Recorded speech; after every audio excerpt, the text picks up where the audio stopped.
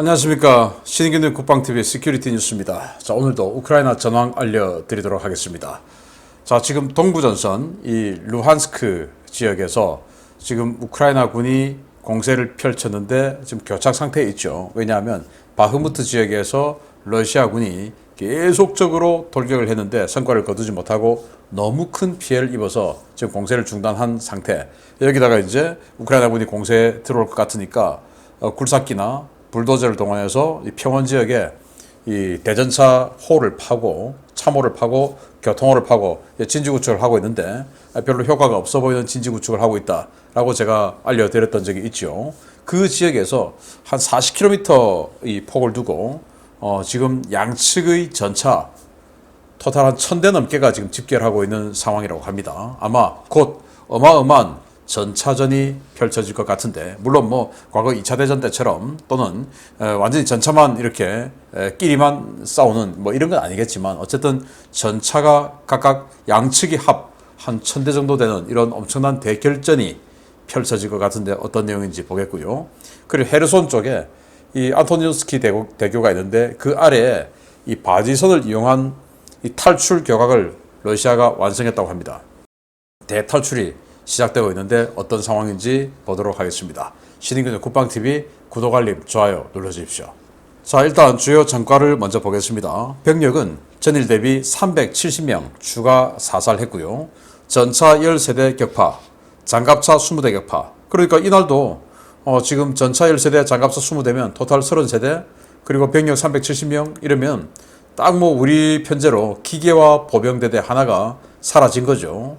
차량 6대 격파, 그리고 특수장비 1대 격파, 야포 9문 격파, 그리고 헬리콥터 1대가 격추됐는데 헤르손 지역에 탈출을 덮던 이 공중 엄호하던 카모프 52 공격 헬기가 또 추락했다고 합니다. 무인 항공기 25대 격추, 러시아가 이란으로부터 이 공급받은 게란2 자폭형 무인 공격기죠. 이게 지금 2400대 들어왔다라고 하는데 지금 뭐 어마어마하게 공격하고 있나 봅니다. 그리고 미사일은 6발을 격추를 했는데 많죠. 이게 폭격기에서 발사하는 KH-101이라고 하는 공대지 미사일, 이걸 지금 6발을 요격했다라는 전과가 있고요. 자, 이런 전과들은 거의 대부분 헤르손 전선에서 있다라고 합니다. 밀로베 지역 이런 곳에서. 그런데 이 헤르손 전선의 전과는 제대로 지금 오신트 소식통들이, 즉 이 밀리터리 마니아나 그 지역에서 뭐 이런 여러 가지 이 군사적 상황을 텔레그램이나 트위터나 이런 SNS에 올려주는 사람들의 활동이 적어요. 지금 러시아가 자기네들이 탈출하고 있는 이 상황을 알려주지 않기 위해서 헤르손 전역에서 아주 강력한 광역 제밍 전자전을 하고 있어서 이 제대로 된 인터넷이 작동을 하지 않는다고 합니다. 그래서 전과는 잘 올라오고 있지 않지만 이 우크라이나 군 당국의 발표는 지금 이렇습니다. 자, 이런 전과 바탕으로 전선 상황을 보겠는데요. 에스토니아는 이렇게 이야기합니다. 러시아가 지금 뭐 군사력 다 무너졌다, 이제는 뭐 재래식 전력 복원하기 힘들 거다라고 하는데, 러시아는 앞으로 2에서 길어도 4년 내에 군을 재건해서 다시 위협해 올 것이다. 그러니까 이 에스토니아는 상트페테르부르크 바로 인접해 있고 하다 보니까 러시아가 굉장히 겁나는 상황이죠. 그래서 이 나토는 방심하지 말고 우리 에스토니아를 더 안보적 지원을 해주고, 또 에스토니아 내에서는 이 국방 예산 증액에 찬성해달라라는 그런 내용이다라고 보시면 되겠습니다. 독일이 지난 아이리스-T 지대공 미사일 시스템이죠. 2개 포대를 지원했는데 이게 키우 인근에서 첫 격추 전과를 올렸다라는데, 2개 포대 중에서 하나는 멜리토폴, 하나는 키우, 이렇게 나누어서 배치를 했다고 합니다. 좋은 전과 계속 올려주기 바라고. 러시아의 미사일 그리고 드론 공격으로 우크라이나 발전소 3분의 1이 파괴됐다라는 건데, 러시아는 우리가 지금 힘드니까 니들도 힘들어봐, 이렇게 해서 이 우크라이나의 화력 발전소 뭐 이런 것들을 지금 계속 때리고 있다라는 거예요. 그래서 3분의 1이 파괴돼서 지금 키우 같은 경우는 제한 이 전력을 공급하고, 그리고 서쪽에 있는 리비우, 그 리비우 같은 경우는 뭐 이 폴란드에서 들어오는 물자들이 다 모이는 것 아니겠습니까? 여기는 야간에는 거의 전력 공급이 안 될 정도로, 왜냐 군수공장에 주로 들어가야 되니까 이럴 정도로 우크라이나의 전력 사정이 어려워졌다라는 거고요. 자, 이렇게 되다 보니까 우크라이나도 열받죠. 그래서 국경 너머에 있는 벨고로드 지역의 하르키우 너머의 러시아 지역이죠. 이 벨고로드의 변전소가 동시다발적으로 화재를 입었다.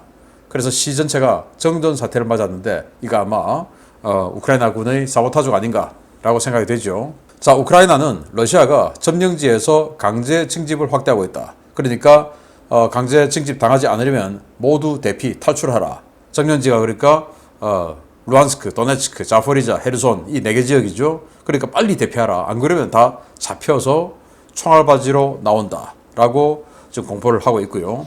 또 우크라이나는 이 벨라루스가 지금 참전하냐 안 하냐 이런 이야기들 많은데 지금 상태를 보면 참전하려 한다 해도 내년 봄 이전에는 곤란하다. 벨라루스는 그런 능력 없다라고 미 국방부에 이어서 우크라이나도 벨라루스 참전에 대해서는 부정적인 의견을 냈습니다. 자포리자 지역의 이 에너호다르 원자력 발전소죠. 이 관리 측에서는 러시아가 점령하고 있는 이 원자력 발전소가 자기네들이 이제 이 관리소 측에서 다 껐는데 그걸 다시 재가동하기 위해서 자기들이 핵연료를 갖고 와서 재가동하려고 하는데 그거 안 맞다. 그거. 그러다 보면 결국 여기는 제2의 후쿠시마 비극이 발생할 것이다. 그러니까 이 국제사회는 빨리 러시아를 쫓아내달라. 이렇게 이야기를 했습니다. 그리고 파르티잔들이 마리우폴의 모든 관공서, 광장, 기관 이런 데 개항되어 있던 러시아 국기를 다 내려버려서 찢어버렸답니다. 근데 이렇게 내릴 정도로 여러 군데인데 뭐 시청도 있을 것이고 여러 군데인데 그게 있는 러시아 국기를 다 내려가지고 찢어버리고 뭐 할 정도로 해도 이 파르티잔들을 체포할 수 없는 이 군경의 상태. 그러니까 소수의 병력으로 어마어마한 넓은 지역을 다 담당하려 하다 보니까 사실은 이 후방 지역, 이제 마리우폴은 후방이 되었죠. 이 후방 지역은 거의 뭐 치안 유지 병력도 없다라는 것을 알 수가 있는 상황이고요.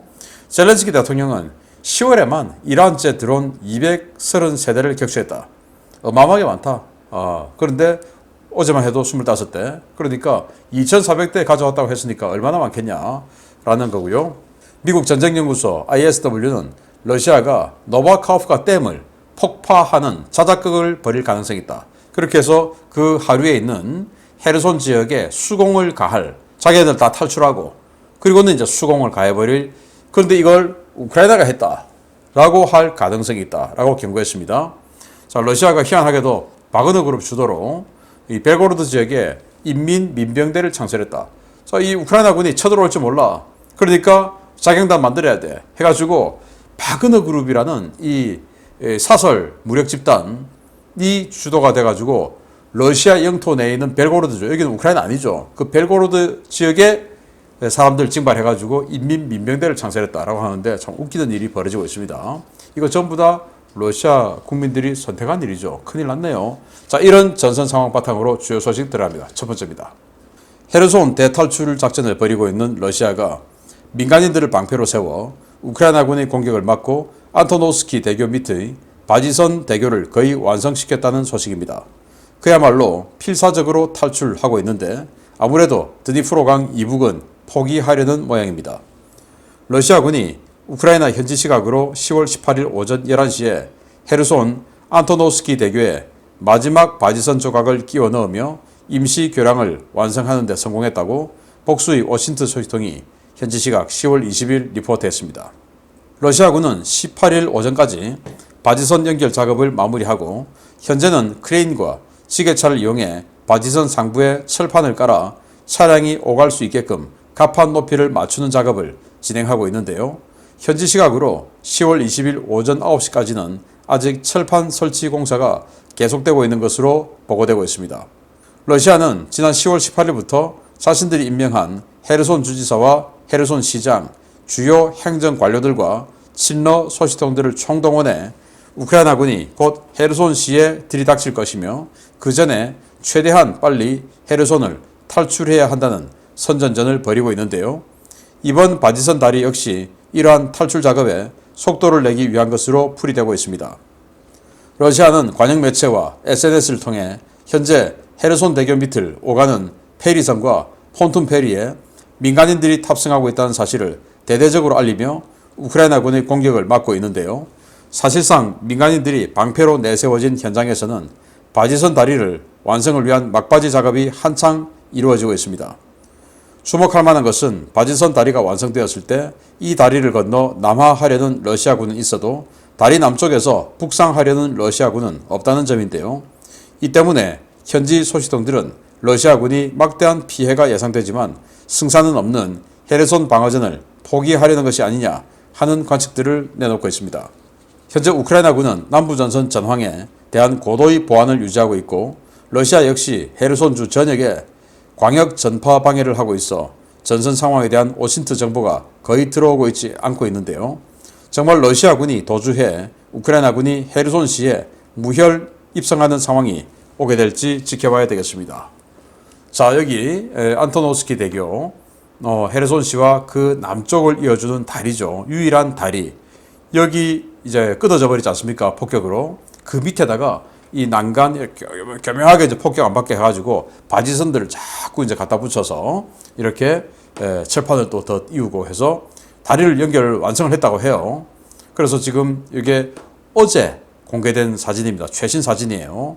자, 이렇게 해서 이 위에다가 철판 또 갖다 붙이고 해서 이제 다 완성되면 이렇게 건너가겠다라는 건데, 폰톤 페리나 또 페리 또 바지선 여기다가 민간인들을 계속 내보내고 있어요. 중간중간 계속 섞어가지고.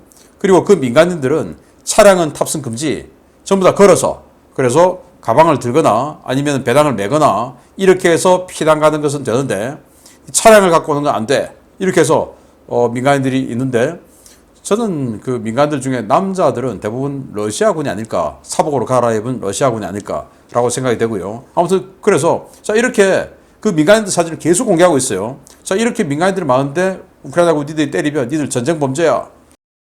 이렇게 해서 민간인들을 방패로 탈출하려는 러시아군 상황인데, 자, 여기입니다. 그래서 다리가 이렇게 있죠. 이 다리 아래에 여기 지금 뭐 하나 삐져나와 있는데 요걸 이제 딱 끼워 넣어 가지고 이제 아래에 아까 그 바지선 다리를 완성을 해서 밑으로 도망가겠다. 자, 이건데요. 이 사진 한번 보시면 이 강 북쪽에 지금 다리가 완성되면, 그 아래에 바지선 다리가 완성되면 도망가기 위해서 대기하고 있는 러시아군 차량들이에요. 그런데 이 러시아군 차량들은 아래로 도망가기 위해서 이렇게 많이 대기하고 있는데 군데군데 지금 이러고 있어요. 남쪽에서 북쪽에 있는 이 러시아군들을 보급 지원하기 위해서 올라오기 위해서 대기하고 있는 차량들은 없습니다. 그러니까 이런 것들을 보면 헤르손을 포기하려는 게 맞다 라는 것이 되는 것이고, 자, 그래서 지금 이렇게 탈출해라 지금 계속 러시아군이 방송을 하고 있죠. 그래서 탈출해서 안전지역으로 오면, 그래서 잘 왔어 오케이 하고는 징집 이렇게 하는 것이고, 또 탈출해서 자, 니들 차량은 안 돼, 가방만 들고 가 하면은 이제 뭐 아주 귀중품이나 옷까지 이런 것만 가져가지 않겠습니까? 그러면은 TV나 세탁기, 냉장고 이런 건 남겠죠? 그거 약탈해가지고 지들이 싣고 오겠다 이겁니다. 자, 그래서 헤르손 지역에서 폭격으로 파괴된 러시아군 트럭 한번 보겠는데요. 불이 났어요. 폭격으로. 이 트럭대에 지금 뭐가 실려 있습니까? 드럼 세탁기 아닙니까? 아니, 이 군용 트럭에 드럼 세탁기가 왜 있습니까? 어디서 훔쳐온 거죠, 빈집털이. 이게 무슨 해방시키러 온 군대입니까? 빈집털이 범인 잡범들입니까? 그래서 피난 가라 라고 계속 방송을 하고, 진짜로 피난 가면 아래에서는 잘 왔어 너 징집 하고는 빈집은 야, 세탁기 좋네 해서 실어가고, 이렇게 해서 나중에 중고나라에 당근마켓에 팔아버리고 이렇게 따른 거 아닙니까? 이것들이 마적이지 무슨 해방군입니까? 정말 기가 차는 짓거리들을 하고 있는데, 이게 남부전선 상황이고, 동부전선에서는 건곤일척의 대전투가 벌어질 것 같습니다. 보겠습니다. 우크라이나군의 동부 공세 전과에 대한 소식이 거의 들어오지 않고 있어 동부전선 전황에 대해 궁금해 하시는 분들이 많으실 겁니다. 동부전선, 특히 스바토베, 크레미나 전선을 두고 우크라이나와 러시아군이 엄청난 규모의 기갑 군단을 집결시키고 있다는 소식입니다. 러시아군이 우크라이나군의 루한스크 진입을 막기 위해 스바토베, 크레미나를 연하는 약 40km 구간을 절대 방어선으로 지정하고 병력 투입을 늘리고 있으며, 우크라이나군 역시 개전 이래 단일 전선 최대 규모 전력을 준비하며 대격전을 준비하고 있다고 복수의 워싱턴 소식통들이 현지 시각 10월 20일 전했습니다. 러시아는 지난 9월 말부터 스바토베와 크레미나를 연하는 평야 지역에 도저와 굴삭기, 가용 공병대를 총동원해 거대한 참호와 방어진지 구축에 나섰는데요. 우크라이나군의 포격이 계속되고 있음에도 불구하고 이 방어선 구축 작업은 여러 지역에서 동시다발적으로 이어지고 있습니다. 러시아는 이 방어선에 최근 대규모 강제 동원을 통해 병력을 크게 증강한 루한스크 제2군단 병력과 바스 예비군, 극동지역에서 급히 데려온 제18기관총 포병사단, 지난 9월 말 동원한 예비군 병력들을 투입하고 그 배후에 다수의 기계화 부대들의 패잔병들과 증원 전력들을 모아 기갑군단을 편성하고 있습니다. 이 기갑군단은 우크라이나군의 공세를 막아낼 군단급 부대 하나와 차후 반격에 들어갈 군단급 부대 하나 등 2개 군단급 부대 규모로 편성되고 있는데요. 방어전용 기갑군단에는 제4근위전차사단과 제47근위전차사단의 패잔전력, 제200 차량화 소총사단과 제144 근위 차량화 소총사단, 제3 차량화 소총사단의 잔존 전력들을 모여 300에서 400대 규모의 기갑 차량들로 구성된 부대를 편성 중인 것으로 전해졌습니다. 러시아는 이들 전력 외에도 이미 부대 자체가 해체 수순을 밟고 있었던 제1근위 전차군도 반격용으로 재편성하고 있는데요. 현재 도네츠크, 루한스크 접경지역에서는 동원된 병력 자원, 전국 각지에서 긁어모은 T-80과 T-72 전차, 벨라루스에서 대량으로 끌어온 T-72 전차 등을 모아 겨울 이후 반격 작전에 나설 제1근위 전차군 재편 작업이 이루어지고 있습니다. 우크라이나 역시 대규모 전력을 투입해 공세를 준비하고 있습니다. 우크라이나는 현재 루한스크 전선 전면에 제3전차예단과 제4전차예단, 제17전차예단 등 3개 전차예단을 중심으로 제92, 93 기계화 예단, 제66 기계화 예단 등 3개 기계화 예단, 차량화 예단 체제로 개편된 제25, 79, 80, 81 공중 강습 예단과 최소 3개 예단 이상의 영토 방위 예단을 집결시켜 600에서 800대 이상의 전차로 구성된 공격 부대를 준비 중인 것으로 전해졌습니다. 문제는 기상입니다. 10월 20일 기준으로 루한스크 지역은 비가 오고 있고 이 비는 주말에 잠깐 소강 상태를 보이다가 다음 주 내내 계속될 예정인데요. 많은 비로 인한 라스푸티차 현상이 발생하면 평야지대에서는 전차와 궤도 차량 기동이 크게 제약을 받기 때문에 양측 모두 당분간 공세는 어려운 상황입니다. 이 때문에 현지 워싱턴 소식통들은 당분간 양측이 포격전 위주의 탐색전을 벌이다가 라스푸티차가 끝나고 땅이 굳기 시작하는 11월 중순 이후 스바토베, 크리미나 일대에서 사상 최대 규모의 전차전을 벌일 가능성이 높다고 보고 있는데요. 어쩌면 올겨울 이 대격전이 이번 전쟁의 승패를 확실하게 가를 분수령이 될지도 모르겠습니다. 자, 이제 건곤일척 마지막 대회전이 벌어지는 건가요? 동부전선에서. 지금 러시아 같은 경우는 완전히 그들의 원기옥을 끌어모으고 있습니다. 마지막 그냥 한방 낳기 위해서. 그래서 조공부대 그리고 주력부대 이렇게 해서 조공부대를 먼저 보내서 이 조공부대로 우크라이나군을 예봉을 좀 꺾고, 그리고 우크라이나군의 예봉이 조금 꺾어지면 뒤에 끌어모은 이 주력부대 T-80, T-72 그리고 T-14 아르마타 전차, 그것도 국경 너머에서 발견됐다고 했지 않습니까? 그런 것들까지 집어넣어서 그거로 이제 치고 들어가겠다라는 속셈인 것 같다라는 분석들이에요. 자, 그래서 어디냐? 자, 여기가 세베로도네츠크입니다. 세베로도네츠크 좌측 바로 앞에 크레미나라고 있고, 거기에서 북쪽으로 지금 저희들이 연두색 뭔가를 칠해놨는데 이게 방어선을 지금 구축해놨고, 그 위에 스바토베 보이죠? 여기까지 한 40km 정도의 지금 방어선을 구축 중에 있는 러시아군이고, 이 방어선 뒤에 군단급의 기계화 부대를 배치를 해서 우크라이나군이 공세를 저지한다. 여기가 뚫리면 이제 거의 바로 이 도로를 내주는 것이고, 그리고 남쪽으로는 세베로도네츠크를 내주게 되는 것이고, 그리고는 이제 루한스크까지 뺏길 우려가 있기 때문에 여기에서 결전을 한다라는 것 같습니다. 자, 그래서 지금 이제 이런 상황의 제한상은 뭐냐? 라스푸티차죠. 지금 이게 어제의 기상 상황 기상도인데요. 초록색이 구름입니다.